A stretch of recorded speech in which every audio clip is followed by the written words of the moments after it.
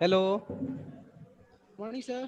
Good morning. Morning sir. Good good morning sir. Good good morning. Morning sir. Good morning.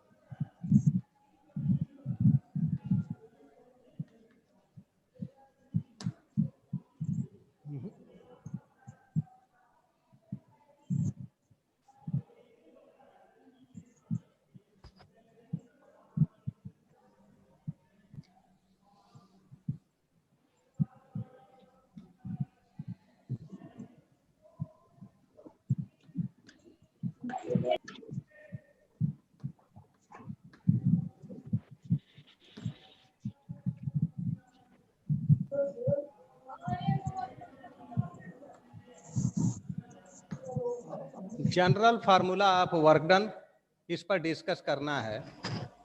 कल आप लोगों को work आपको define किए थे, वर्क का फार्मूला भी बताया गया था। आज जो है आपको बताएंगे हम कि what is the general formula of the work done. Work done का जनरल फार्मूला क्या हो सकता है। तो आइए इसके लिए हम डायग्राम यहाँ पर आपको ले रहे हैं। सपोज कर लीजिए कि यह एक टेबल जिस पर कोई ऑब्जेक्ट यहाँ पर पुट किया गया है, ठीक है। इस ऑब्जेक्ट पर जो है आपका फोर्स एफ अप्लाई किया गया थीटा डिग्री एंगल पर, और इस ऑब्जेक्ट का ये डिस्प्लेसमेंट हो गया, displacement from A to B, this is the displacement. General formula आप द वर्क डन कैलकुलेट करने के लिए आप देखिए आपके सामने एक डायग्राम हमने प्लॉट किया है। ये एक ऑब्जेक्ट जिसका मास m है, यह एक आपका टेबल पर लाई किया हुआ है, टेबल पे रखा गया है। इस ऑब्जेक्ट पर force F theta degree angle पर एक्सर्ट किया गया, जिससे यह ऑब्जेक्ट इनिशियल पोजीशन ए से फाइनल पोजीशन बी में मूव कर गया ऑब्जेक्ट, जिससे इसका डिस्प्लेसमेंट यस हुआ, यानी यस डिस्प्लेसमेंट है। वर्क डन में कल आपको डिफाइन किया गया था कि किसी ऑब्जेक्ट पर हम फोर्स जब अप्लाई करते हैं और उस ऑब्जेक्ट का डिस्प्लेसमेंट फोर्स के डायरेक्शंस में होता है, तब वर्क डन होता है।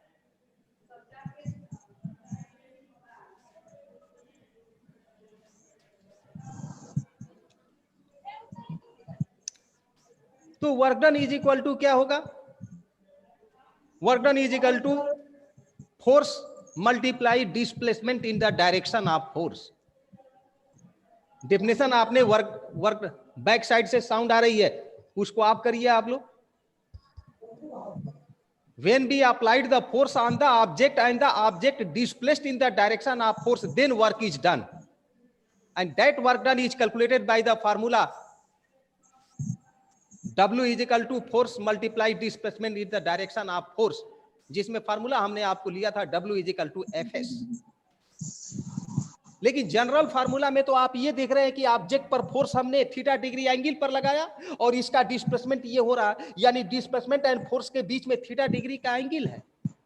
तब यहां पर हम वो फार्मूला यूज नहीं कर सकते हैं जो आपको बताया गया था। वर्क डन तभी निकलेगा जब ये फोर्स और displacement both are in same directions, दोनों सेम डायरेक्शंस में हो जाए। तो फिर या तो डिस्प्लेसमेंट को हम कंपोनेंट लेंगे फोर्स के डायरेक्शंस में, या फिर फोर्स का कंपोनेंट्स लेंगे डिस्प्लेसमेंट के डायरेक्शंस में। तो आइए हम यहाँ पर एक परपेंडिकुलर लाइन ड्रा कर देते हैं। सपोज कर लीजिए कि ये मैंने परपेंडिकुलर लाइन ड्रा कर दिया, ये एंगल 90 डिग्री हो गया। अब इस फोर्स को हम डिस्प्लेसमेंट के डायरेक्शंस में अगर हम ले आए तो इसका कंपोनेंट होगा एफ कॉस थीटा, अब बताइए कि ये फोर्स F cos थीटा और displacement both are in same direction, दोनों सेम डायरेक्शन में हो गया। अब हमको अगर वर्क निकालना है तो इस फोर्स और इस डिस्प्लेसमेंट बोथ को यानी दोनों को अगर प्रोडक्ट कर दें हम तो फिर हमको वर्क डन निकल जाएगा, क्योंकि वर्क डन के लिए force and displacement both are in same direction, दोनों सेम डायरेक्शन में होना चाहिए। तो इस कंडीशंस में यहां पर F cos थीटा है क्या? तो F cos theta is the component, that component is called the horizontal component along the direction of displacement. यानी फोर्स को हमने डिस्प्लेसमेंट के डायरेक्शन में कंपोनेंट ले लिया F cos थीटा, या आप चाहेंगे तो इस डिस्प्लेसमेंट को इसके डायरेक्शन में कंपोनेंट लेंगे तो यहां पर आ जाएगा S cos थीटा। अब देखिए यहां डिस्प्लेसमेंट फोर्स के डायरेक्शन पे हो गया तो भी यहां वर्क डन निकल जाएगा, या इस फोर्स का कंपोनेंट इस डायरेक्शन में ले लेंगे इस डिस्प्लेसमेंट के डायरेक्शन में तो F cos थीटा हो गया, तो F cos थीटा और S को मल्टीप्लाई करेंगे तो वर्क डन निकल जाएगा। या फिर डिस्प्लेसमेंट का फोर्स के डायरेक्शन में कंपोनेंट हमने S cos थीटा लिया, S cos थीटा में F से मल्टीप्लाई कर देंगे तो आपका वर्क डन निकल जाएगा। तो वर्क डन तभी निकलेगा जब force and displacement both are in same direction, दोनों सेम डायरेक्शन में होगा तब। तो कोई एक कंपोनेंट आपको लेना होगा, तो आइए देखते हैं। चलिए आप इन दोनों को भी मल्टीप्लाई कर सकते हैं तो भी वर्क डन निकल जाएगा, या फिर इस F cos थीटा और S को मल्टीप्लाई करेंगे तो भी आपका वर्क डन निकल जाएगा, क्योंकि ये भी दोनों सेम डायरेक्शन में है, ये भी आपका सेम डायरेक्शन में है। तो आइए हम ले रहे हैं आपका work done. Work done, work is equal to force, तो फोर्स हो गया F cos theta and displacement S हो गया। वर्क को W से डिनोट करेंगे, ये होगा Fs cos थीटा।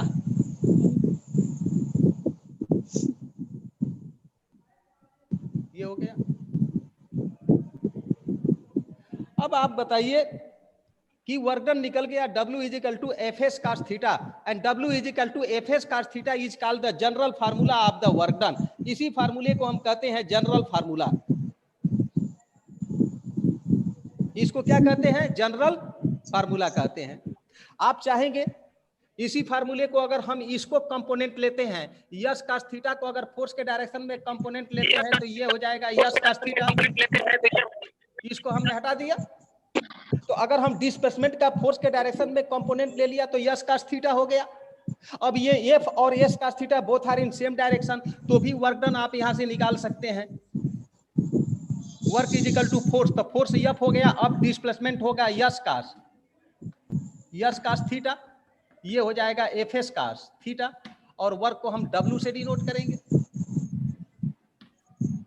तो क्या देखा आपने कि जब किसी ऑब्जेक्ट पर जो फोर्स हम अप्लाई करते हैं वो फोर्स और उस बॉडी का जो डिस्प्लेसमेंट हो रहा है दोनों जब सेम डायरेक्शन में नहीं होते हैं तो उस कंडीशन में वर्क डन निकालने के लिए हमें कंपोनेंट लेना पड़ता है। हम डिस्प्लेसमेंट को फोर्स के डायरेक्शन में कंपोनेंट ले लेते हैं। जब डिस्प्लेसमेंट को फोर्स के डायरेक्शन में कंपोनेंट ले लेते हैं तो S cos थीटा हो गया। अब ये S cos थीटा और force both are in same direction, दोनों को प्रोडक्ट कर देंगे तो आपको वर्क डन निकल जाएगा। तो ये हो गया work is equal to Fs cos theta. आप एक चीज और याद रखेंगे, फोर्स भी वेक्टर क्वांटिटी, डिस्प्लेसमेंट भी वेक्टर क्वांटिटी। तो जब ये दोनों वेक्टर क्वांटिटी है तो फिर वर्क को भी हम वेक्टर क्वांटिटी के रूप में लिख सकते हैं, लेकिन आपको पता होना चाहिए कि वर्क जो है एक स्केलर क्वांटिटी है। क्या है? स्केलर क्वांटिटी है। तो वर्क जब स्केलर क्वांटिटी है तो ये W हो गया, फोर्स भी वेक्टर क्वांटिटी और डिस्प्लेसमेंट भी वेक्टर क्वांटिटी। और आपको बताया गया होगा कि टू वेक्टर क्वांटिटी का प्रोडक्ट अगर स्केलर क्वांटिटी है तो उस प्रोडक्ट को हम स्केलर प्रोडक्ट या डॉट प्रोडक्ट कहते हैं। तो कंफर्म हो गया कि फोर्स एंड डिस्प्लेसमेंट दोनों के प्रोडक्ट ही आपका वर्क डन हो रहा है और वर्क डन स्केलर क्वांटिटी है। इसलिए हम इस फार्मूले को वेक्टर फॉर्म में लिख सकते हैं, वेक्टर F डॉट S। देखिए हम इसको ऐसे लिख सकते हैं, वेक्टर F डॉट S। फिर आप इसको तोड़ेंगे वेक्टर F डॉट S को तो ये आ जाएगा Fs cos थीटा आ जाएगा। तो ये हो गया आपका general formula of the work done, W is equal to Fs cos theta, और ये हो गया वेक्टर फॉर्म में। वेक्टर फॉर्म में वर्क का formula W is equal to vector F dot S। अब यहां तक जब जनरल फार्मूला आपने देखा तो अब एक क्वेश्चन एराइजेज होता है कि इस जनरल फार्मूला में यहां पर cos थीटा आ रहा है, इसका मतलब कि थीटा अगर वैरी करेगा तो वर्क डन में भी वैरी होगा। तो आइए हम देखते हैं कि थीटा के वेरिएशन पर वर्क डन किस तरह से वैरी कर रहा है, कैसे चेंज कर रहा है।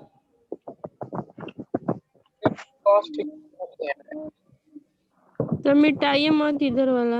हाँ, ये पॉइंट नहीं मिटा है, इस साइड में मैं लिख रहा हूं, ध्यान से समझिए आप लोग। कंडीशन, फर्स्ट कंडीशन ले रहे हैं आपका, if theta is equal to 0 degree.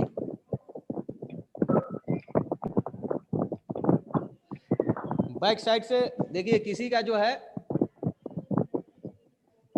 जो है साउंड ऑफ है, बैक साइड से साउंड आ रही है इसमें, आप लोग उसको ऑफ कर दीजिए और जो है सीरियसली आप जो है ऑब्जर्व करते जाएं। कोई भी अगर डिस्टरबेंस है, कोई भी डाउट है तो आप जो है ऑब्स्टेकल कर सकते हैं, पूछ सकते हैं without hesitation. If theta is equal to 0 degree, अगर इस फार्मूला में थीटा की जगह हम 0 रख दे तो आपने पढ़ा होगा ट्रिग्नोमेट्री में कि cos 0 का वैल्यू 1 होता है। इसका मतलब कि ये वर्क का formula W is equal to FS हो जाएगा। क्या कंडीशंस मिला कि थीटा 0 क्या शो करता है? थीटा 0 यही शो करता है कि जब किसी बॉडी पर हम फोर्स अप्लाई करते हैं और उस बॉडी का डिस्प्लेसमेंट अगर फोर्स के डायरेक्शंस में हो रहा है तो तब तो कंफर्म है कि थीटा का वैल्यू 0 होगा, और उस कंडीशन में वर्क डन का formula W is equal to FS होगा। Second condition, if theta is equal to 90 degree, theta is equal to 90 degree क्या है? हम किसी बॉडी पर फोर्स लगा रहे हैं लेकिन बॉडी का डिस्प्लेसमेंट परपेंडिकुलर हो रहा है, यानी बॉडी पर हम फोर्स तो लगा रहे हैं तो उस फोर्स से बॉडी में डिस्प्लेसमेंट हो रहा है, लेकिन फोर्स एंड डिस्प्लेसमेंट के बीच का एंगल 90 डिग्री है, यानी डिस्प्लेसमेंट 90 डिग्री पर हो रहा है। तो वर्क डन क्या होगा इस फार्मूले से? W is equal to 0। क्यों? क्योंकि cos 90 का वैल्यू क्या होता है? 0। इस तरह से वर्क डन 0 हो गया। If theta is equal to 180 degree, theta की जगह 180 रखेंगे आप तो cos 180 का वैल्यू -1 होता है, ट्रिग्नोमेट्री में आपने पढ़ा होगा cos 180 इज इक्वल टू -1। तो ये वर्क डन हो जाएगा W is equal to -FS।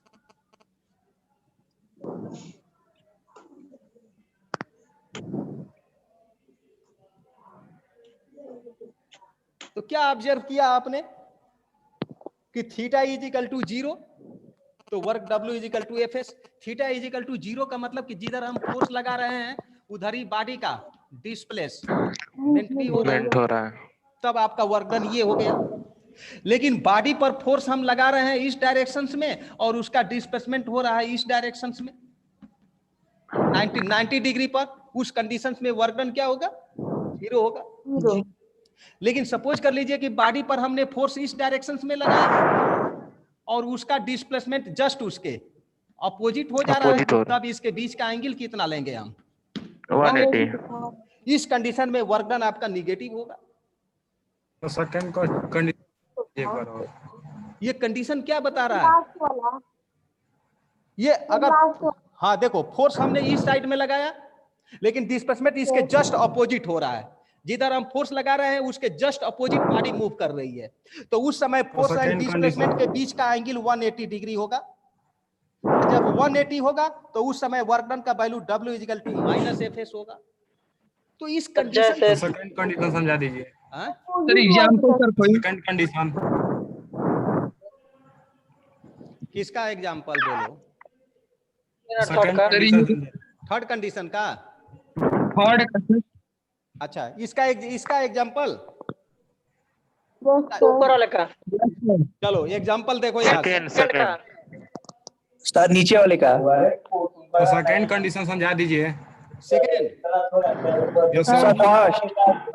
Silent, listen, सुनो। चलो हम कोई लोड अपने हेड पर रख लिए, कोई वजन, कोई सामान अपने हेड पर हमने रख लिया है, तो बताओ कि कोई भी लोड अगर अपने हेड पर हम रखेंगे तो उस लोड का वेट किधर काम करेगा? डाउनवर्ड डायरेक्शंस में downwards. Due to gravitational force. Yes sir.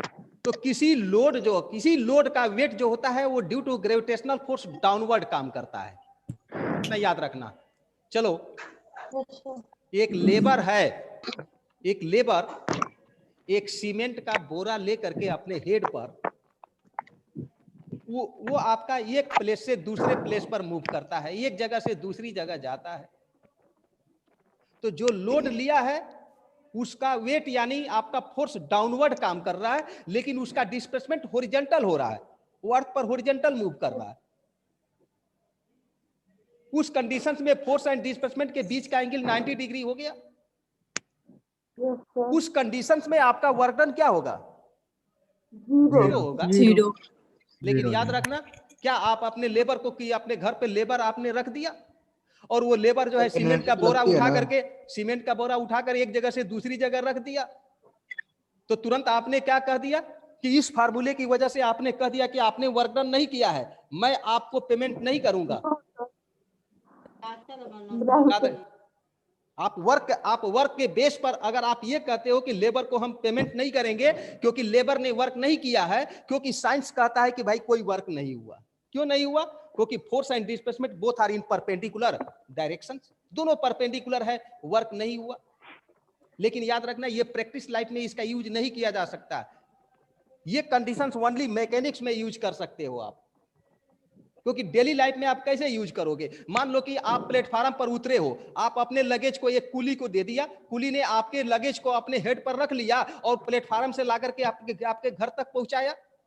तो जब कुली लगेज को अपने हेड पर रख रहा है तो उस समय उसका वेट डाउनवर्ड काम कर रहा है और वो कुली इस अर्थ पर जो है हॉरिजॉन्टल मूव कर रहा है। तब तो फोर्स एंड डिस्प्लेसमेंट के बीच का एंगल 90 डिग्री हो गया। 90 डिग्री हो गया तो साइंस ये कह रहा है कि वर्क डन 0 हो गया।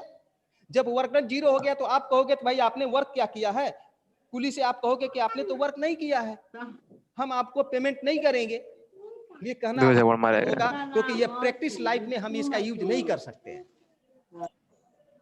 वर्क को बेस मान करके, बैक साइड से साउंड आ रही है, ये प्रैक्टिस लाइफ में इसका यूज नहीं कर सकते हो, क्योंकि ये केवल मैकेनिक्स में हम कह सकते हैं कि वर्क 0 हुआ, वर्क नहीं हुआ। चलो मान लेते हैं कि हम 40 मिनट आपके सामने इस कैमरे के सामने ब्लैक बोर्ड पर मैं आपको टीचिंग कर रहा हूं, केवल स्टैंड करके मैं ओनली बोल रहा हूं, कोई मूवमेंट नहीं हो रहा। हम 40 मिनट तक ले वर्क किया। 40 मिनट वर्क करने के बाद लास्ट में ये कहा जाए कि आपने कोई वर्क नहीं किया, देयर इज नो वर्क, आपने कोई वर्क नहीं किया, आपको पेमेंट नहीं मिलेगा। क्योंकि रियल में साइंस के अकॉर्डिंग टू साइंस हमने कोई वर्क नहीं किया, क्योंकि हमने फोर्स नहीं लगाया, डिस्प्लेसमेंट नहीं हो रहा, हम एक जगह खड़े हैं तो खड़े हैं, कोई वर्क नहीं हुआ। उस वर्क के बेस पर तो हमारा पेमेंट 0 हो जाना चाहिए। लेकिन 40 मिनट तक मैं कंटिन्यू बोल रहा हूं आपके सामने, जब कंटिन्यू मैं बोल रहा हूं तो मेरी एनर्जी डिस्ट्रॉय हो रही है, क्योंकि sound is also a type of energy, हमारी एनर्जी स्पॉइल हो रही है। तो फिर हम वर्क को बेस मान करके कैसे हम जो है पेमेंट का निर्धारण कर सकते हैं? बहुत से लोग जो है गेटमैन को अपने दरवाजे के सामने उसको जो है कीपमैन के रूप में उसको खड़ा कर देते हैं। वो 8 घंटा 8 आवर्स तक आपके दरवाजे के सामने वो खड़ा रह करके अपनी ड्यूटी करता है। अब कह दिया जाए कि अगर वर्क आपने पूरा कंप्लीट 1 मंथ के बाद ये कहा जाए कि आपने कोई वर्क नहीं किया, साइंस तो कह रहा है कि आपने कोई वर्क नहीं किया, हम आपको पेमेंट नहीं देंगे। लेकिन वो आपको कंटिन्यू 1 मंथ तक 8 आवर पर डे जो है वो स्टैंड होकर के ड्यूटी किया है, यानी वो कह रहा है कि वर्क किया है। साइंस कहता है कि वर्क नहीं हुआ है। तो फिर हम साइंस को बेस मान करके हम उसके पेमेंट का निर्धारण नहीं कर सकते हैं। वहां पर उसकी एनर्जी स्पॉइल हो रही है, क्योंकि वो खड़ा होकर के कंटिन्यू आपका जो है वर्क कर रहा है, खड़ा है। तो वो अपने जनरल लैंग्वेज में कहता है कि मैंने वर्क किया है, लेकिन साइंस के लैंग्वेज में ये कहा जाएगा कि उसने कोई वर्क नहीं किया। साइंस में वर्क हम तभी कर सकते हैं जब किसी बॉडी पर applied force and displacement both are in same directions, दोनों सेम डायरेक्शंस में होगा तो वर्क डन होगा। लेकिन अगर परपेंडिकुलर हो गया तो साइंस के लैंग्वेज में कोई वर्क नहीं। तीसरा एग्जांपल देखो, हम एक फुटबॉल ले लिए हैं, एक बॉल हमने ले लिया, उस बॉल को हमने थ्रो कर दिया वॉल पर। चलो हमने एक बॉल लिया और बॉल को ब्लैक बोर्ड पर हमने थ्रो कर दिया। जैसे ही बॉल इस वॉल से स्ट्राइक करेगा, वो बॉल इस वॉल पर इन साइड में फोर्स एग्जर्ट करेगा। बॉल जो है force in side, black board के इन साइड में फोर्स लगा रहा है जब बॉल इससे स्ट्राइक करेगा आकर के। तो लेकिन बॉल जो है डिस्प्लेसमेंट किधर होता है? ठीक इस ब्लैक बोर्ड से अपोजिट डायरेक्शंस में होता है। यहां पर आप देख रहे हो कि फोर्स जो है इधर लगा है, बॉल जाकर के वॉल से टकराया, ब्लैक बोर्ड से टकराया, लेकिन डिस्प्लेसमेंट जस्ट अपोजिट हो रहा है। उस कंडीशन में force and displacement both are in opposite directions. Theta equal to 180। तब तो वहां पर आपका वर्क डन हुआ, लेकिन वो वर्क डन पॉजिटिव नहीं, निगेटिव हो गया। कहने का मतलब ये है कि किसी बॉडी पर हम फोर्स लगाएं और वो बॉडी फोर्स के डायरेक्शंस में ना मूव करके जस्ट अपोजिट डायरेक्शंस में मूव करती है, तो in that condition the force will be negative. तो फाइनली आपका आंसर है कि there are 3 types of the work. Work may be positive, work may be negative and work may be zero. There are the 3 types of the work done. 3 तरह के work done होते हैं, positive, negative and zero. Zero. Sir अगर theta जो है 90 degree से अधिक और 180 से कम होगा तो अब काश 150 डिग्री का एंगल आप जानते हो? चलो सपोज कर लेते हैं कि W is equal to FS आकाश थीटा, थीटा की जगह 150 हो गया, सपोज कर लो। तो आप तो 150 का वैल्यू निकालोगे आप, काश 90 प्लस 60 कर दो। और ट्रिग्नोमेट्री में आप पढ़ोगे तो cos 90 plus theta is equal to minus sine theta, तो माइनस साइन 60 डिग्री होगा, यानी ये वर्क ये हो जाएगा FS साइन 60 डिग्री। और साइन 60 डिग्री का वैल्यू आप जानते हो √3/2 होता है। ठीक है, तो याद रखना ये एक particular angle 0 degree, 90 degree, 180 degree पर आपको बताए गए। अगर कोई दूसरा भी एंगल होगा तो हम ट्रिग्नोमेट्रिक मेथड से, ट्रिग्नोमेट्री का नाम सुना ही है आपने, मैथमेटिक्स में पढ़ाई है या पढ़ेंगे आप लोग, उस ट्रिग्नोमेट्री से उस एंगल को हम ब्रेक कर देंगे। जैसे आपके सामने हमने 150 को ब्रेक करके दिखा दिया कि अगर 150 डिग्री एंगल पर डिस्प्लेसमेंट हो रहा है तो उस समय आप वर्क डन इस मेथड से आप कैलकुलेट कर लेंगे। समझ में आया? Yes. बोलिए। Yes sir. ठीक है, चलो।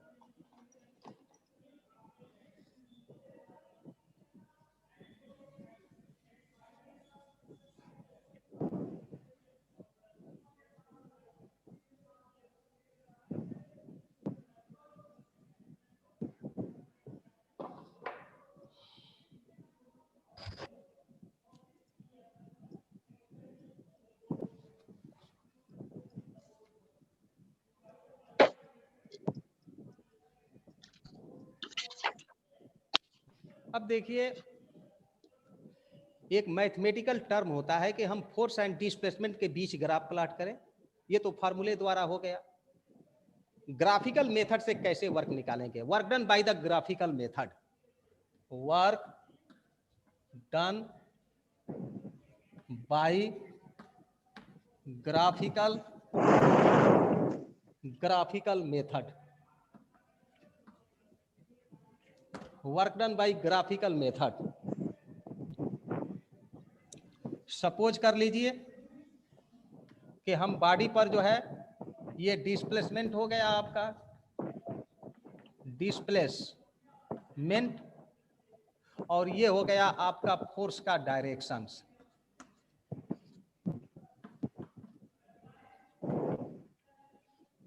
ठीक है,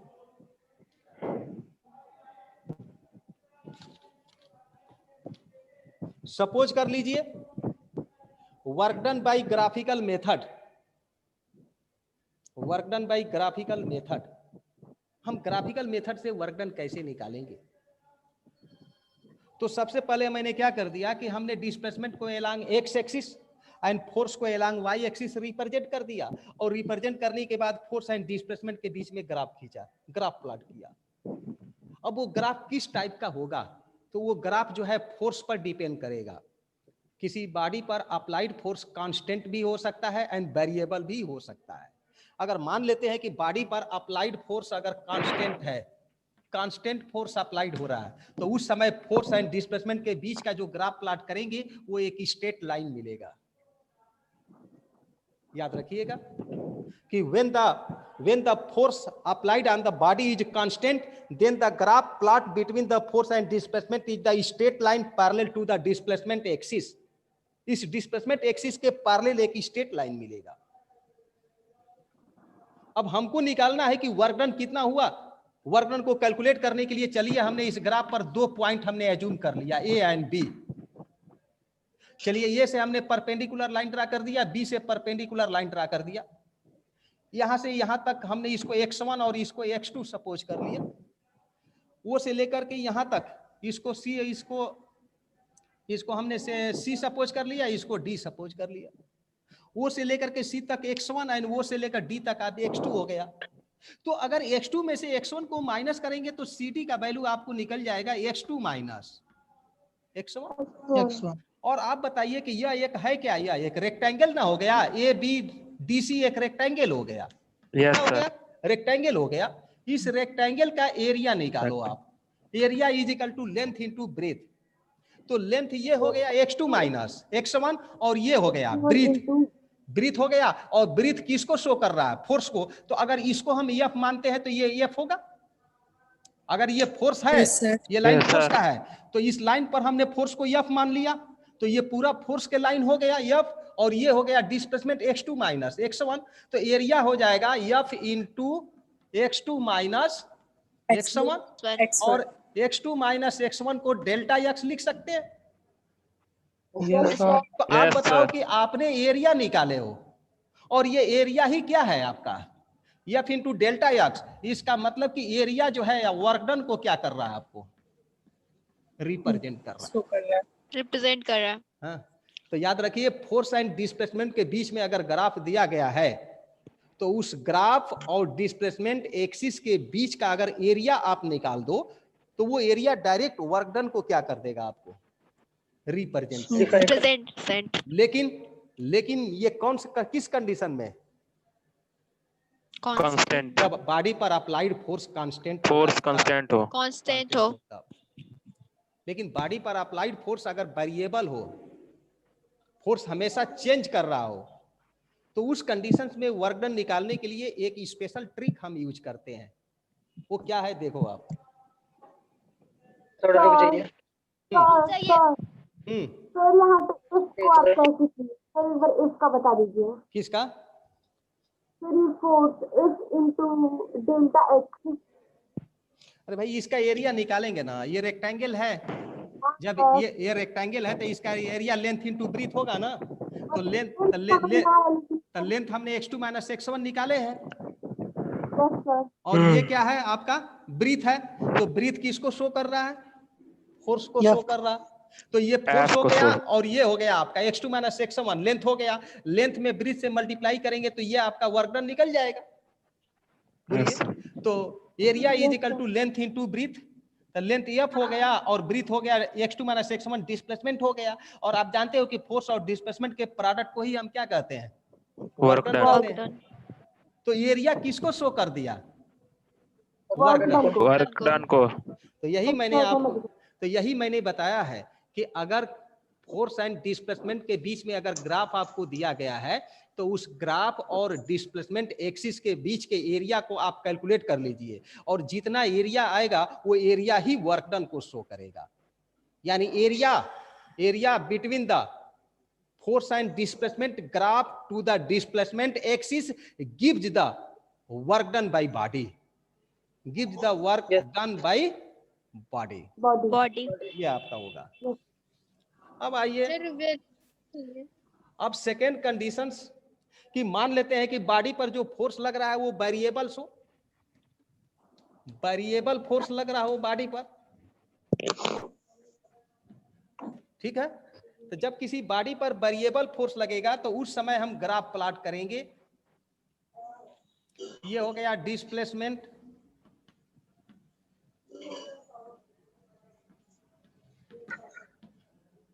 और ये हो गया आपका फोर्स। ये फोर्स का डायरेक्शन हो गया along X axis, along Y axis. अब इसके बीच में ग्राफ प्लॉट करना है याद रखिए अब ग्राफ जो होगा आपका कर्व मिल जाएगा। चलिए ग्राफ आपको मिल गया ए एंड बी। कहोगे तो ग्राफ आपने कर्व क्यों बनाए हैं? क्योंकि फोर्स हमेशा क्या कर रहा है? वैरी कर रहा है, चेंज कर रहा है, कभी कम कभी ज्यादा Yes, sir. हो रहा है। तो उस समय फोर्स एंड डिस्प्लेसमेंट के बीच का ग्राफ कैसा मिला आपको? कर्व मिला। और यहाँ से इस पर परपेंडिकुलर ड्रा कर दो, यहाँ से इस पर आप परपेंडिकुलर ड्रा कर दो। इसका नाम हमने सपोज कर लो यम लिख दिया, इसका नाम हमने यन लिख दिया। ये हो गया x1 और ये हो गया x2। आप बताओ कि मैंने बताया है कि फोर्स एंड डिस्प्लेसमेंट के बीच का जो ग्राफ है ये बी, और ये डिस्प्लेसमेंट के बीच का ये जो पोर्शंस है ये आपका इसका एरिया ही वर्क डन को क्या करेगा? आपको शो करेगा। लेकिन आप बताओ कि मैथमेटिक्स में आपने कोई फार्मूला नहीं पढ़े हो, आपने मैथमेटिक्स में एरिया का जो भी फार्मूला पढ़े हो वो ज्योमेट्रिकल शेप का पढ़े हो, चाहे आपका स्क्वायर हो, चाहे आपका रेक्टेंगल हो, ठीक है, ये तो कोई शेप ही नहीं है। चाहे ट्रेपेजियम हो, चाहे रोम्बस हो, ठीक है। अगर ज्योमेट्रिकल शेप है, चाहे सर्किल हो, कोई ज्योमेट्रिकल शेप है तो उसका एरिया का फार्मूला आप जानते हो, रख करके एरिया निकाल दोगे। लेकिन ये तो कोई ज्योमेट्रिकल शेप बना नहीं है, इसका एरिया हम कैसे निकाल पाएंगे? उस कंडीशंस में हम क्या करते हैं कि हम इस एरिया को छोटे पार्ट में डिवाइड कर देते हैं। चलो एक हमने स्ट्रिप ले लिया, ठीक है, ये बहुत ही स्ट्रिप एक दूसरे के क्लोज होता है। ये हमने स्ट्रिप ले लिया, इस स्ट्रिप को हमने इसको डेल्टा एक्स मान लिया, ठीक है, डेल्टा एक्स। अब बताओ कि अब यहां से इस पर हम लाइन ड्रा कर दे और यहां से इस पर लाइन ड्रा कर दे। ये दोनों ही बहुत ही क्लोज है। क्या है? दोनों एक दूसरे के क्लोज है। तो इसीलिए हम फोर्स को अगर इसको यफ मान लेते हैं तो ये भी आपका यफ हो जाएगा। आपका समझ में आया? उस कंडीशंस में अगर ये हमने इस पर 2 पॉइंट ले लिया P एंड Q, P और Q, तब P पर जो फोर्स होगा वो Q पर हम फोर्स ले सकते हैं क्योंकि ये दोनों बहुत ही क्लोज है। समझ में आया? तो अब हम इसका एरिया निकालेंगे हम, इसका एरिया, और यह एक रेक्टेंगल का काम कर जाएगा। किसका काम कर जाएगा? रेक्टेंगल का। तो अब रेक्टेंगल का एरिया होगा लेंथ इनटू ब्रीथ। अगर इसको लेंथ मानते हैं तो ये ब्रीथ हो जाएगा। ये पूरा लेंथ जो है किसको शो कर रहा है? ये फोर्स एफ को, और ये हो गया आपका ब्रीथ। इसका मतलब कि एरिया इज इक्वल टू हो गया आपका फोर्स, ये आपका ये लेंथ हो गया फोर्स एफ, और ये हो गया डिस्प्लेसमेंट, ये हो गया डिस्प्लेसमेंट। किसका एरिया निकाल रहे हैं सर? अरे भाई देखो यहाँ पर ये ग्राफ देख रहे हो ना, इस ग्राफ के नीचे का टोटल एरिया हमको एक मिनट रुको, ये ग्राफ के नीचे का टोटल एरिया निकालना है। टोटल एरिया को हम किसी भी ज्योमेट्रिकल फार्मूला द्वारा नहीं ले सकते क्योंकि ज्योमेट्रिकल शेप नहीं है। तो हम क्या करते हैं कि एक ट्रिक अप्लाई करते हैं, इसके नीचे हम इसके छोटे छोटे पार्ट में डिवाइड कर देते हैं इस तरीके से। समझ में आया? ऐसे छोटे छोटे पार्ट में एरिया को डिवाइड कर देते हैं, ठीक है। और इनका सभी का अलग अलग हम एरिया निकालेंगे और उन सभी एरिया का अलजेब्रिक सम कर देंगे तो टोटल एरिया निकल जाएगी। तो उस एरिया को निकालने के लिए एक हमने स्ट्रिप ले लिया यहाँ पर, ठीक है, ये एक छोटा सा स्ट्रिप मैंने ले लिया, जिस स्ट्रिप का ये हो गया थिकनेस डेल्टा एक्स, और यहां से लेकर यहां तक ये फोर्स के लाइन को शो कर रहा है। तो ये हो गया फोर्स और ये हो गया डिस्प्लेसमेंट। तो हमारा हो गया, देखो, area is equal to length into breadth. यहां से यहां तक ये लाइन लेंथ हो गया, लेंथ फोर्स को शो कर रहा है। यहां से यहां तक ये हो गया ब्रीथ, जो आपका ब्रीथ है, जो डेल्टा एक्स हमने लिया है। तो एफ इंटू डेल्टा एक्स इस स्ट्रिप का एरिया तो हो गया, बोलो एरिया हो गया। उसी तरह से इसका भी एरिया निकालेंगे, इसका भी एरिया निकालेंगे, और सभी एरिया को हम अलजेब्रिक सम कर देंगे तो टोटल एरिया निकल जाएगी। तो यहाँ पर हम मैथमेटिकल ट्रिक कर देते हैं। देखो एरिया इज इक्वल टू, यहाँ पर सिग्मा लिख देते हैं, और यहाँ पर x1 टू x2, देखो रेंज हो गया x1 से x2, और ये एक स्ट्रिप का एरिया हो गया। अब क्या करते हैं, x1 to x2, sigma x1 to x2 f into delta x ही जो होगा इस ग्राफ के नीचे के टोटल एरिया को क्या करेगा? रिप्रेजेंट करेगा। इसी एरिया को इंटीग्रेशन मेथड से भी हम निकाल सकते हैं। इंटीग्रेशन मेथड से हम एरिया ले सकते हैं। एरिया इज इक्वल टू, ये इंटीग्रेशन है from x1 to x2 f and delta x को हम लिखेंगे क्या? dx। तो देखो ये हो गया आपका फार्मूला वर्क डन का, और उसी फार्मूले को इंटीग्रेशन मेथड में हमने लिख दिया x1 to x2 f dx। और आपने पढ़ा होगा f और इंटीग्रेशन dx का इंटीग्रेशन क्या होगा, x होगा, और यहाँ पर रेंज रख देंगे x1 to x2। इसको सॉल्व करोगे तो पहले x की जगह अपर वैल्यू लिखोगे, फिर x की जगह लोअर वैल्यू लिखोगे, x2 माइनस x1, और f x2 माइनस x1 को हम f डेल्टा। तो देखो इस तरीके से हम एरिया जो है कैलकुलेट कर सकते हैं। कब? जब किसी बॉडी पर वेरिएबल फोर्स लगा हो तो उस समय हम जो है फोर्स एंड डिस्प्लेसमेंट के ग्राफ और डिस्प्लेसमेंट एक्सिस के बीच के ग्राफ को हम इस मैथमेटिकल फार्मूला द्वारा निकालते हैं। चाहे तो इस फार्मूले से निकालें या तो फिर हम इस फार्मूले से निकालें, तो निकाल देंगे तो एरिया निकल जाएगा। और जो एरिया होगा ये एरिया ही आपका क्या होगा, वर्क डन होगा। समझ में आया? तो इस तरीके से ये आर्टिकल आपका दी एंड हो जाता है। कल इस पर आपको न्यूमेरिकल सॉल्व करके बताएंगे आपको। Please side sir. कल न्यूमेरिकल इसी पर आपको दिखाएंगे कि अगर किसी बॉडी पर वेरिएबल फोर्स लगा है तो उस वेरिएबल फोर्स के द्वारा आप वर्क डन कैसे कैलकुलेट करेंगे, वहां इस फार्मूले का इस्तेमाल करेंगे। चाहे इसका यूज करेंगे या तो फिर इसका हम यूज करेंगे। ओके, अब न्यू आर्टिकल हम स्टार्ट नहीं कर रहे हैं क्योंकि running out of the time हो गया। टाइम आपका बहुत ही कम है, इसलिए अब नेक्स्ट आर्टिकल थोड़ा नोट कर लें। नेक्स्ट आर्टिकल कल स्टार्ट करेंगे।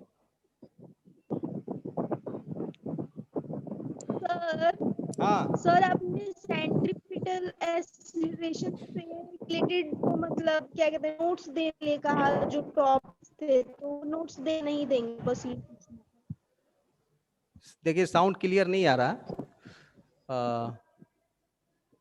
बोलिए एक बार और। सर नोट्स देने के लिए बोले थे सेंट्रीपिटल का। अच्छा, सेंट्रीपेटल फोर्स का note, centripetal force and acceleration. Yes sir note देने के लिए बोले थे आप। अरे भाई तो किस हेडिंग का, पूरे थ्रू आउट चैप्टर का या कोई स्पेशल आर्टिकल्स है? नो सर, सेंट्रीपिटल फोर्स का और एक्सीलरेशन का। अच्छा ठीक है, okay. Centripetal acceleration and centripetal force का नोट आपके यहाँ पहुंच जाएगा।